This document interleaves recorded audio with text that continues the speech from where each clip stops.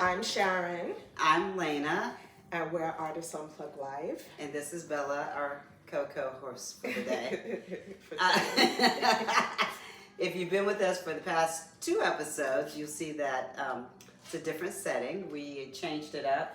Yes. Yes, we changed it up. Both of us have open studios, and so, with me, I'm right by the supply closet, so sometimes we tend to get people in the supply closet making a lot of noise, so we decided to move it to our homes where it's a more controlled environment. Yeah.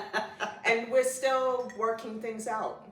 This is our 3rd episode, and we are just trying to figure it all out, what works best. And, we're still excited about all of this. And we're glad you're with us. So, what's been going on with you? What's been going on with me? I have been working. For those of you who don't know, I am a makeup artist for film and television as well as a fine artist. So I am now working on Moana. So I've been on set in the heat, in this Georgia heat, every day. Not complaining at all. Very, very grateful for the work and excited about the project. And knitting on set. So my new body of work comprises of fiber arts. And the great thing about that is I can work on the pieces, the base pieces, anywhere. So that's been fantastic, that although I am on set, when I have downtime, I can still continue to work on my artwork. Yeah. So that's been fantastic. So I finished a canvas yesterday. Okay. So that's been wonderful. And then outside of that, that's really it. Yeah. What about you? I have been working on my paper. So I have, it started off with the irritation of junk mail and what can I do with this junk mail? And I'm very into trees and, love trees all around me. So I've decided to break down junk mail and begin to create paper, which then I will then use in my artwork in various ways. So I've been doing that. I did like 3 sample runs, and with each run I'm learning something new. I didn't even realize I needed to what they call sizing, which is putting something in the paper so that it doesn't bleed, and then so I did that, and then I realized, well, I really need a press, so I just recently got a press. And then I was like, oh, the sizing, and there's wheat starch, and I was like, yeah, all natural, till I realized I had to put it on a double boiler and cook it, and I was like, way too much work for me. And so now I found a product that is made, and I just got that yesterday, so we'll be in the studio next week working on some new paper. So really excited about that. Other than that, I've been doing more design work. I'm working on a book cover and book interior.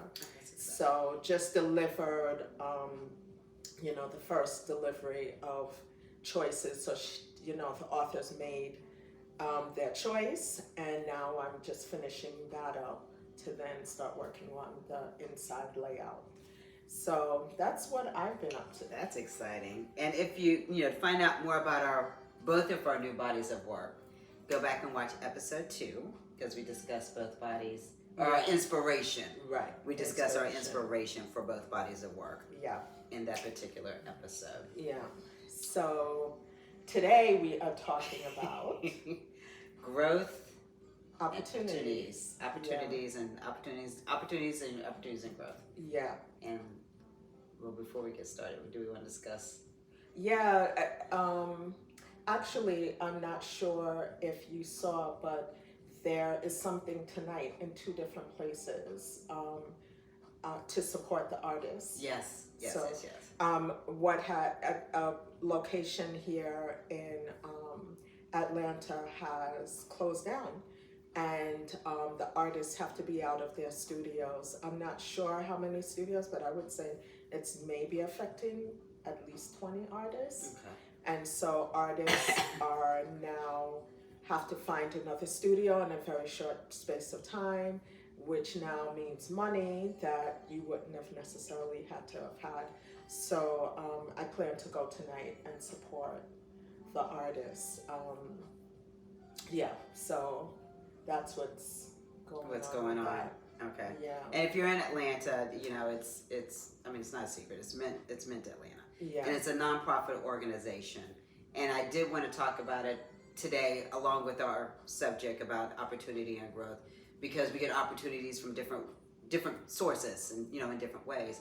And so this was an opportunity for these artists. They had studio space there. They just had a fellowship program, correct? Yeah, I don't think they called it it was a residency It was a residency program. I think. It was a And so that was a major opportunity Yeah, for growth yeah. for artists that live in and around Atlanta, because it was a year long. There was mentorship involved. There was, believe it was free studio or very, subsidized. I think it was free. Yeah, I think it was free. So it came with a lot. So that was an opportunity for growth. I know I applied a couple of times for it, and I know of artists who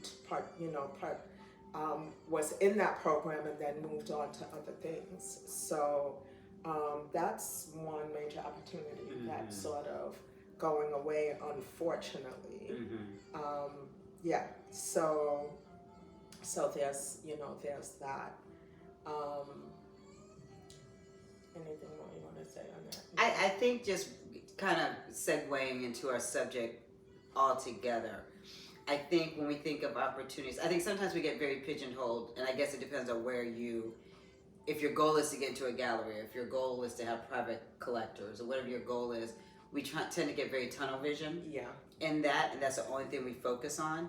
And just like anything else, you have to have multiple streams of not just income, but creativity. And that's something I struggled with when I first decided to do art full time. I've done art all my life, but when I finally decided that I'm going to do this full time and create a body of work and tell my story, I got very stuck in, okay, if I want to be represented by a gallery, can I do, more private collections? Or if I do private collections, can I be in a gallery? And it's like, and so I kind of, I think, eliminated a lot of opportunities in the beginning, because I want to be in a gallery, so I can only do this. I can't dare sell a t-shirt with my art on it, because then I'll look unprofessional. Yeah. You know what I mean? And so just learning and growing through community, that is not the case. And seeing you have your, Ashley Longhorn? Ashley Longhorns, and you have these artists who, they may not be in a traditional gallery, but they, they're in a gallery and they have, product, and they do this and they do that and they do the other, and they have brand deals, and so I think we tend to, it's not that there's not opportunities for us, I think we talk ourselves out of opportunities by pigeonholing ourselves, Right. and being a certain type of artist, or only working in a certain type of not genre, but with a certain type of a certain mode. a certain mode.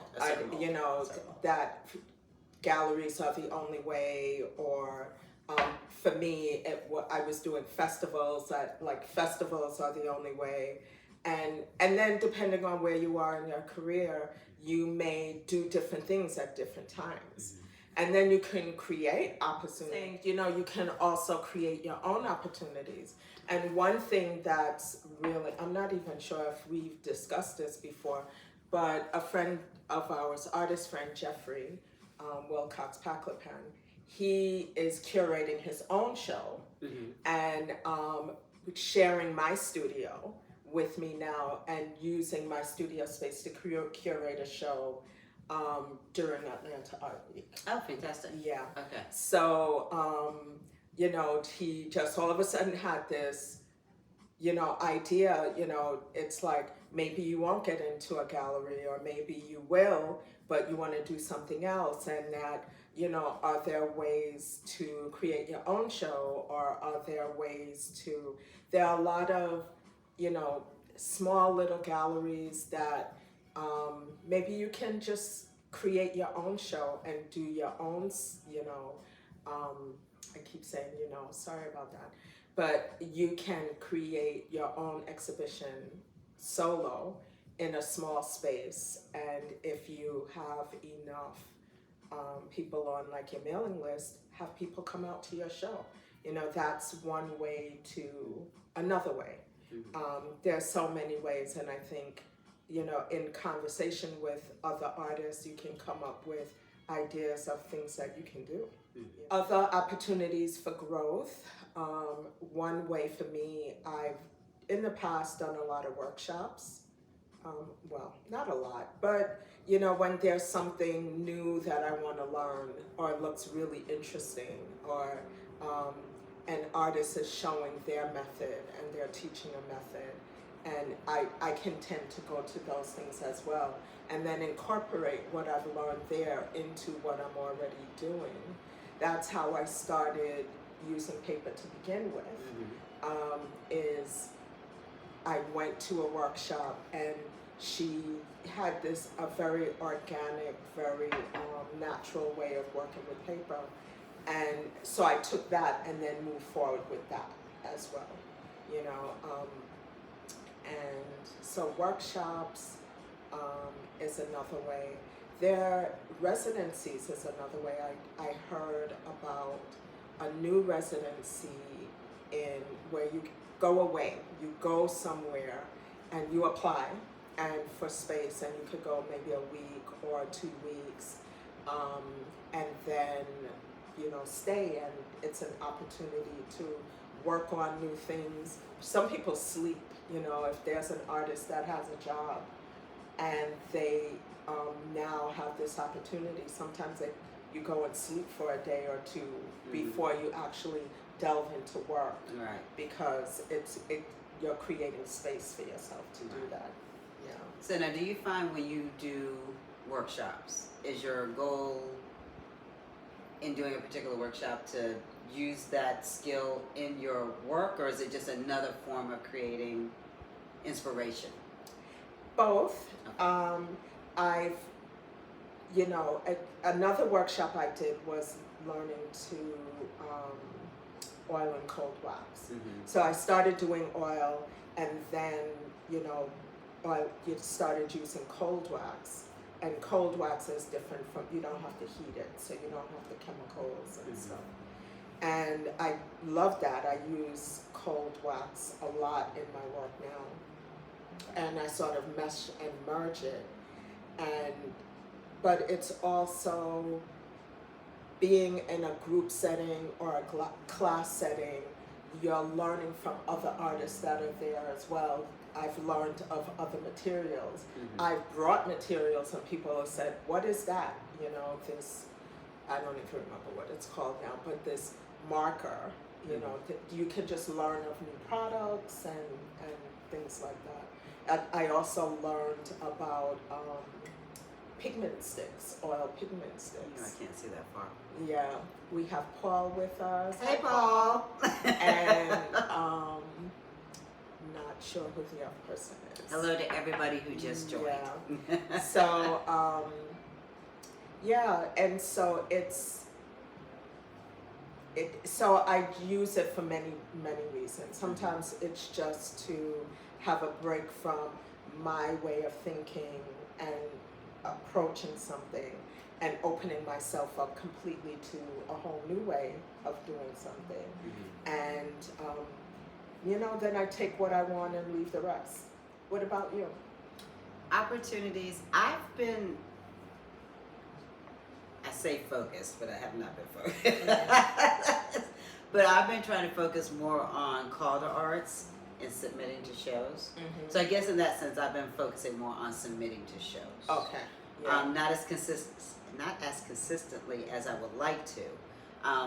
I bookmark them and then I tend to forget about them. So I'm trying to come up with a better system that when I see a submission, Right. I put it in I've started using Airtable. So I'm just trying to get a habit of when I see it, put in Airtable, and then just note the due date Right. and focus on that.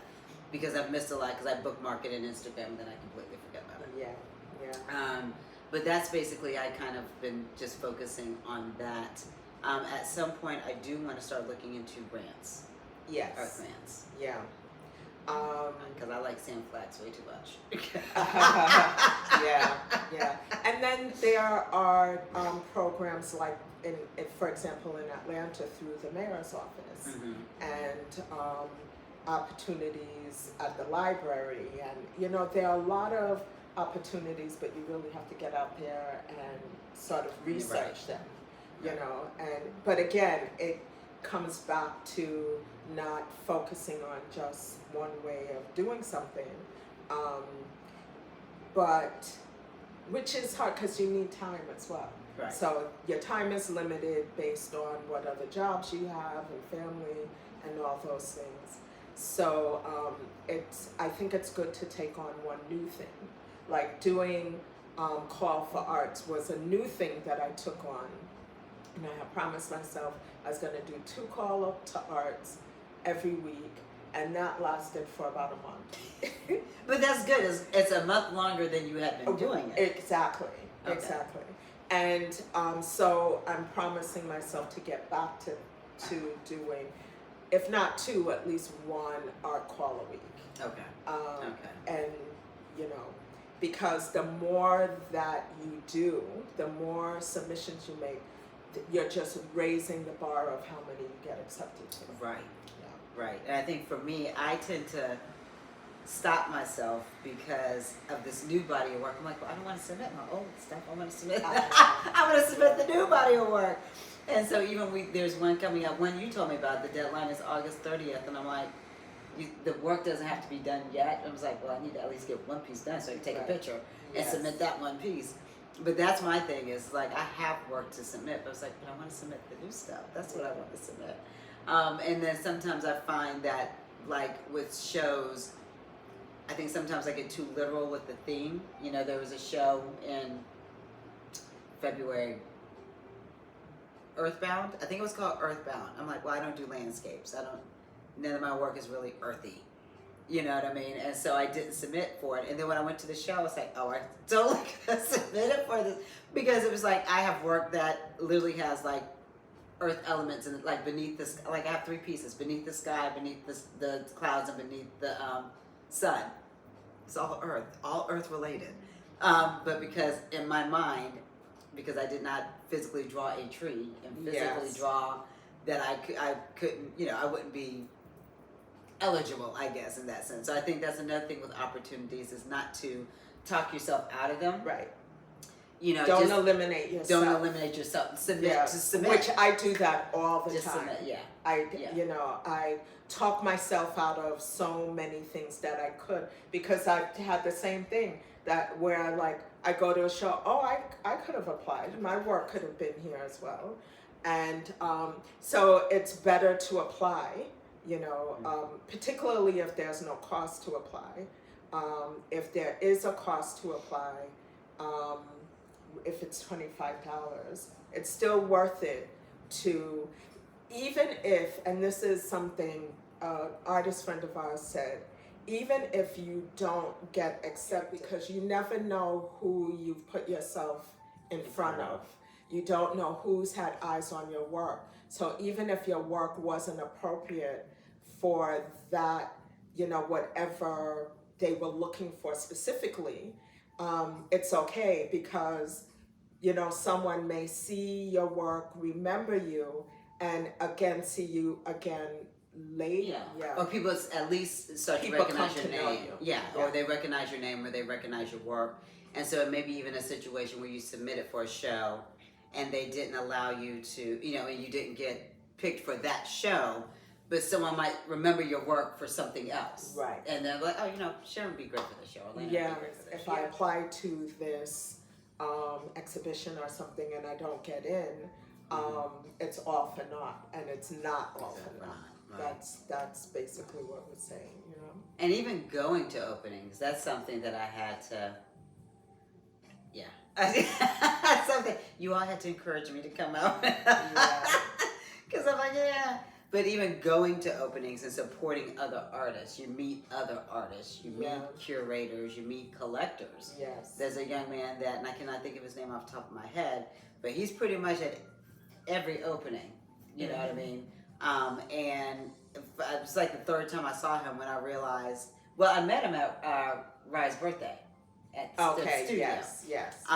So at that point, I assumed he was an artist, but I saw him 2 openings later. And then finally he's like, yeah, I'm a collector. I just enjoy supporting you guys, you know, seeing what's new, seeing what's out there and supporting you guys. Yeah. If you have any suggestions for opportunities, Yeah. please put them in the chat or in the question box. And we can look at that. I think a big one for me was applying to art fields, right? Yes. And, Yes. you know, that was a great one. And, you know, it was 4 hours away, and yes, I had to drive my work there and all that stuff. But just the opportunity to, you know, exhibit in a new place, different state, different people, seeing my work, going and meeting other artists and seeing other artists' work. And, yeah, that was a great one. What opportunity do you think that you've done that was really good for you?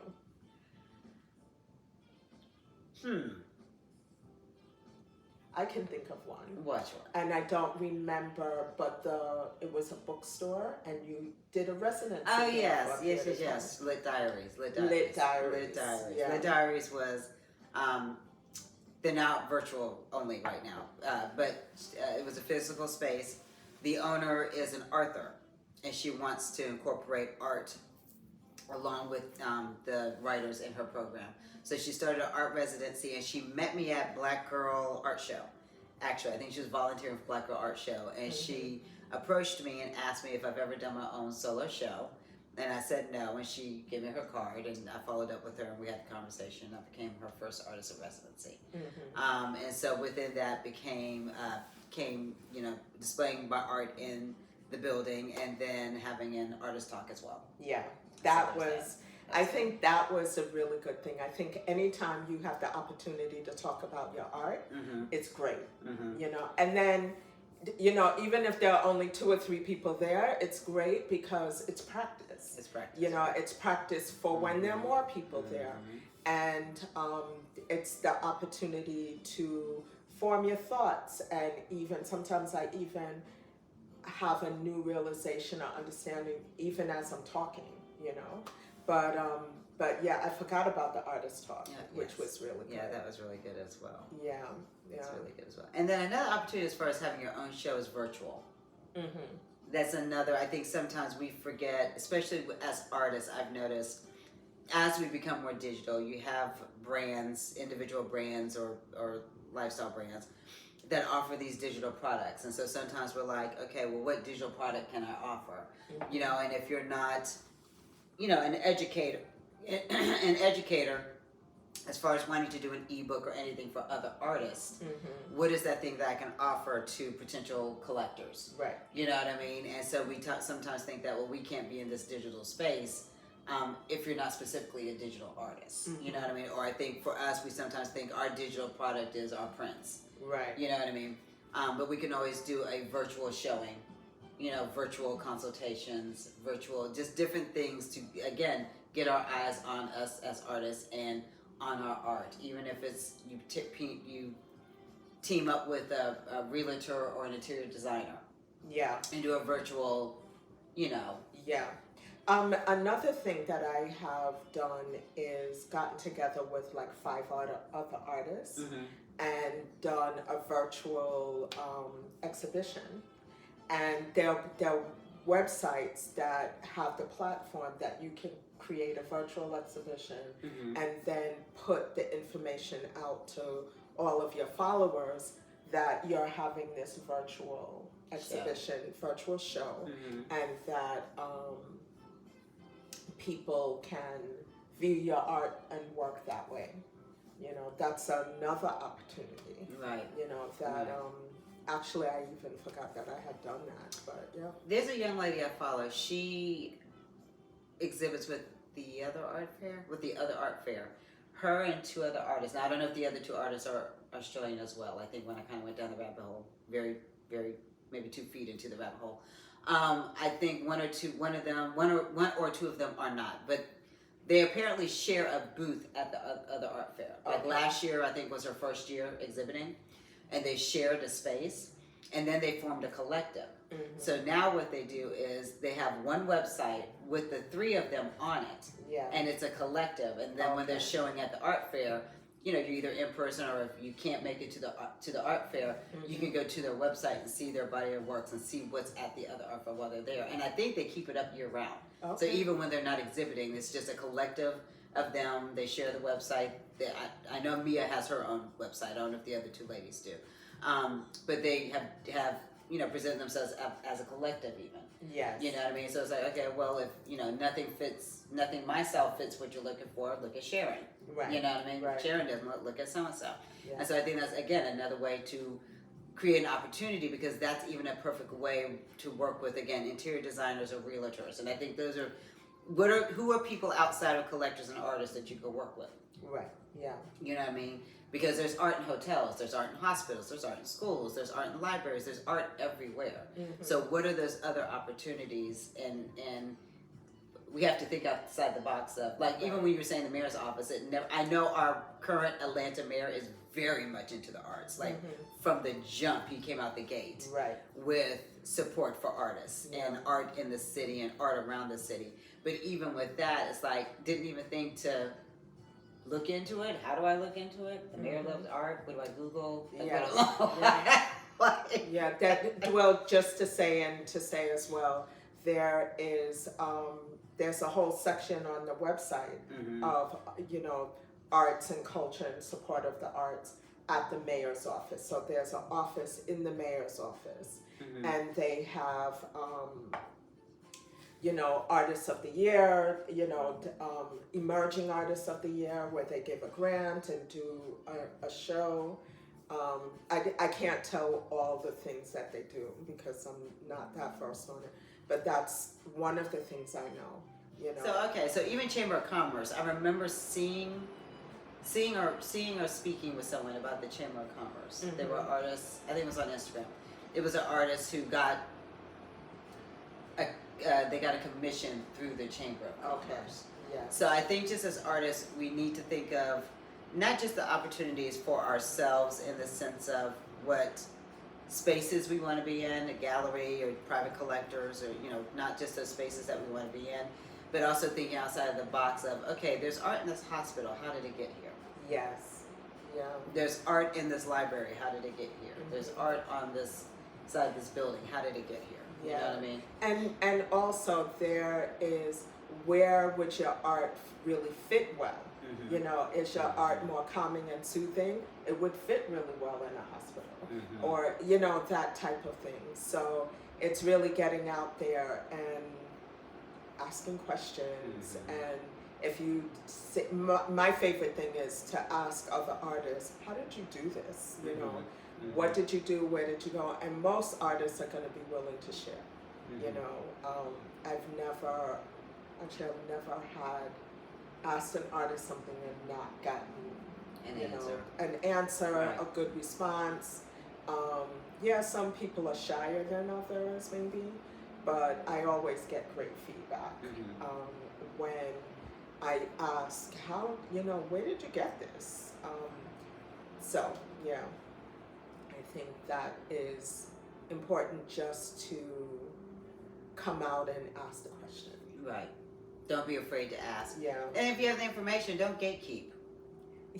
Don't gatekeep. At the end of the day, it's like you giving the contact person's number on who buys the art for the hospital does not mean they're no longer going to buy your art.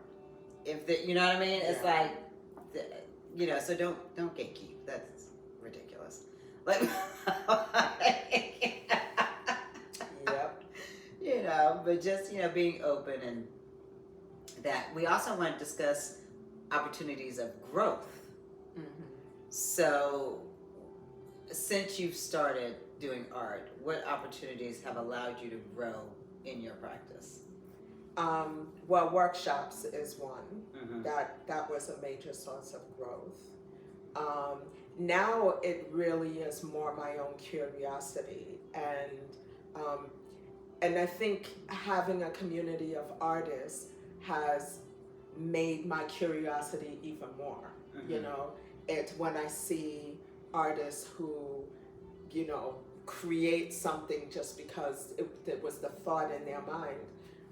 I'm more now like, okay, I have this thought in my mind. How do I create, Mm-hmm. you know, something? So, my own growth is, yeah, I think it is curiosity, trying new things, um, not being afraid to make mistakes. You know, it's fine to create something and throw it in the garbage. But my first sheets of paper in my first run of making paper wound up, because the other thing that I'm learning to do that I heard about, and I was like, I want to do that, is cyanotype, which is, it was like the first mode of developing like film. Gotcha. Was cyanotype, and it's a chemical. You put it on the paper and you put it in the sun and it dries, and you can create all kinds of patterns and stuff from it.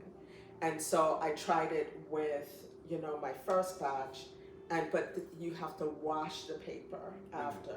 So when I washed the paper again, it disintegrated, right? Because there was nothing holding it together. Oh, okay. Okay. So, and then I also had, what do they call it? Like the standard one that I used, regular paper that I could use oil paint, like, so it's, great paper, and how that reacted, and then how my papers reacted. But there was a whole batch that literally, went into pulp again, and I just threw it in the garbage. And that's okay, because I learned so much from just that, Right. And so then it's like, okay, what next? So, question: why did you not take the paper, recycle it, and make new paper with that? Because there's now the chemical of the cyanotype in it, and I didn't want to go back through that. I just said, okay, this is, because then it's like blending it again and all that kind of stuff. But it's interesting, because I could have done that, because what would have happened now? Would I been able to use cyanotype again on it? I don't know. Right. And that is a question that I could have asked, and then tested that question.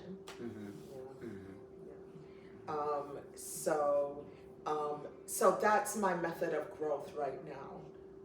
I'm not doing workshops as much as, I did the welding workshop, but that was something completely new that I can't learn on my own, and which was really great, of just actually, with the face mask down, and it's sparks and everything. And I did that only because I was curious. Like, I had no purpose of, would I ever use it for anything? I don't know.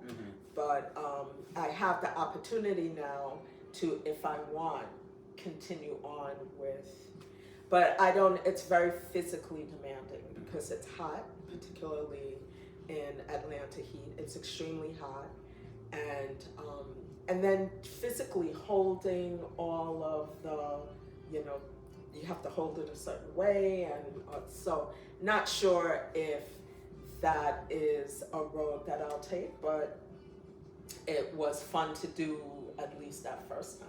Right. So yeah, and just my own research. Like right now, as I said, I'm into trees.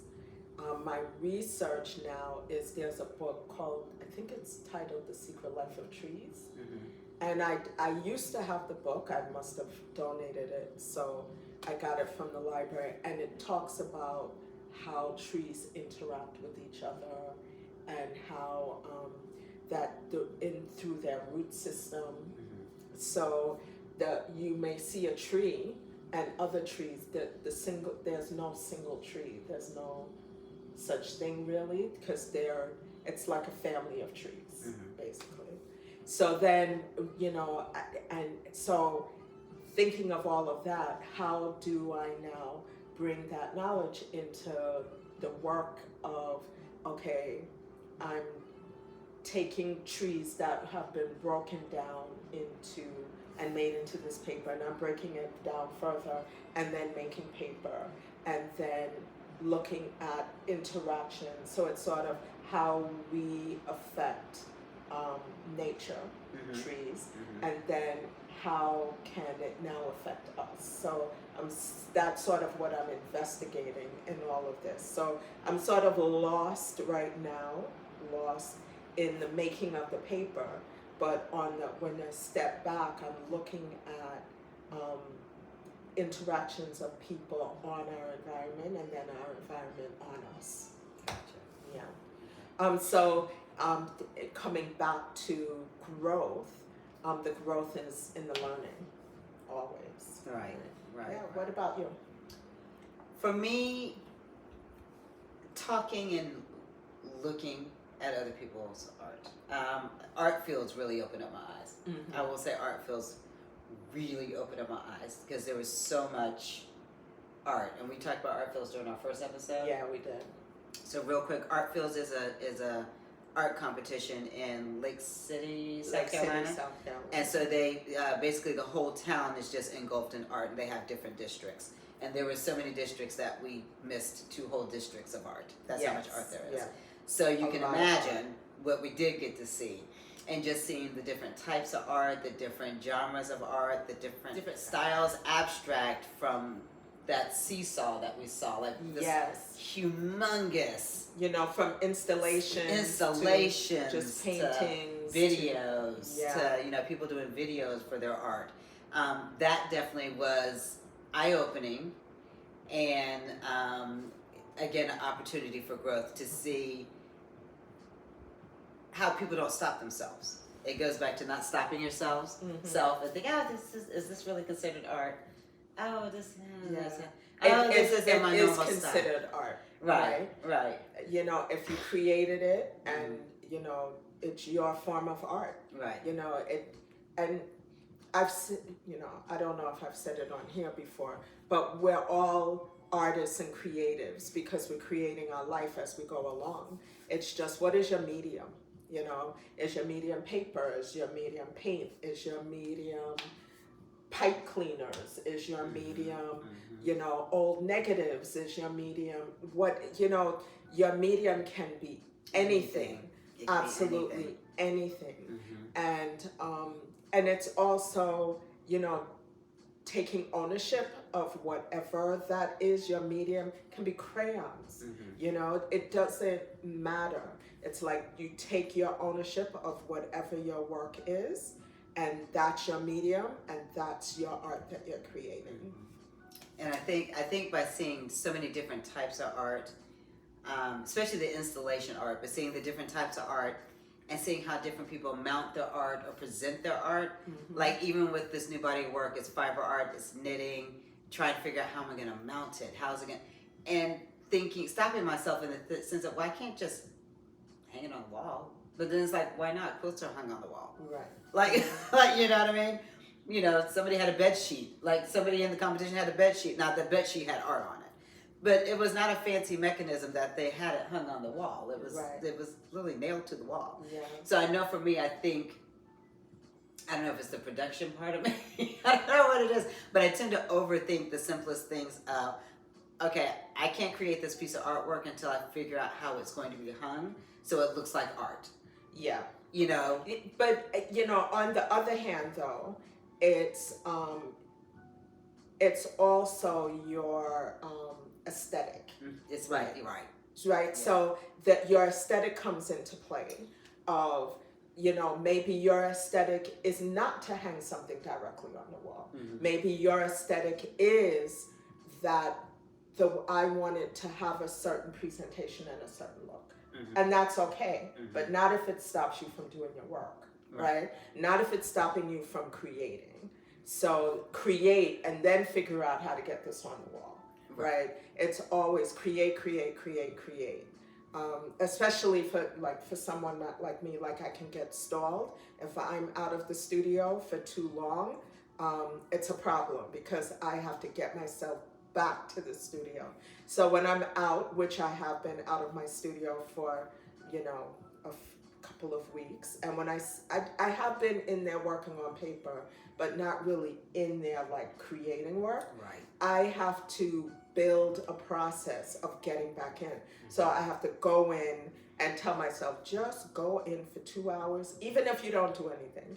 And then the next day it's okay, 2 hours and do something, and then 2 hours. And that's my process, you know. And same for me.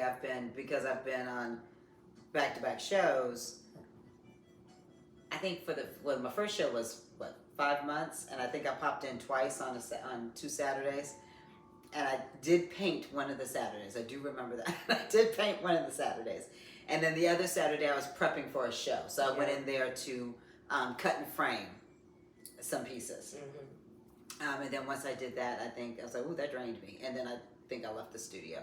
So I know for me, my first day back, which will probably be Monday, back in the studio, would just be cleaning. It literally would. I just need to reset the energy in the room. I need to reset the studio because there's stuff all over the place. Because I would run in, do something, and run out. I dropped the art off. I came out. So it's like not really having a complete full day. So I know that first day is simply going to be me putting music on and sweeping and Swiffering and putting things back and entering the receipts into the computer and finishing setting up the new printer that I bought and then got frustrated and walked away from. So I know that's going to be the first day, and then that next day I can walk in and be like, okay, today we're going to do this. Right. Or and just know that once I leave on Monday, that I can come home and make a plan and be like, hey, tomorrow I'm going to dye these 2 canvases. I'm going to finish this canvas. Like, and actually have a to-do list. Yeah. Without having to spend, I call it piddle time. I tend to go in my studio and piddle for about an hour. Yeah. And so hopefully that won't. But piddle is okay too if you're in your studio. If you're in your studio, piddling be okay. But so, but that's the thing for me. I think for me is seeing people who do art outside the box then gives me the opportunity to grow, because then it gives me permission to step outside your created box. Exactly. It gives me permission to step outside the box. And right now, the first wave of the new collection is going to be 10 by 10s. And the whole thing has been, once I figured out what it was going to be, now it's all about how am I going to mount this. Once I figure that out and I start going into bigger pieces, I know now that I can let it go. And like, if I literally want to hang it by the corner, it is okay. It's fine. If I want to hang it by a hook, it's fine. You know what I mean? It's like, at the end of the day, does the art tell the story? So. Well, I think that's a good place to end. It's 11:58. Oh, fantastic. Yeah. So thank you for joining us. This our third episode. Yeah. So again, we're still like feeling our way through, but we're here. We're here, and we'll be here next month. Let's see. Where's my phone? Whatever the third Saturday is. Yeah, third Saturday. Make sure you follow us. Follow us on Instagram. Join the email list. And we're starting a TikTok as well. We'll be over on TikTok as well. Yeah. But make sure you join the email list and you follow us on Instagram so you know the date of the next show. But again, it's always the third Saturday of the month. So whatever the third Saturday of September is, we will be here, 11 o'clock. Sounds good. Sounds good. See you then. All right. Thank you. Bye. Bye.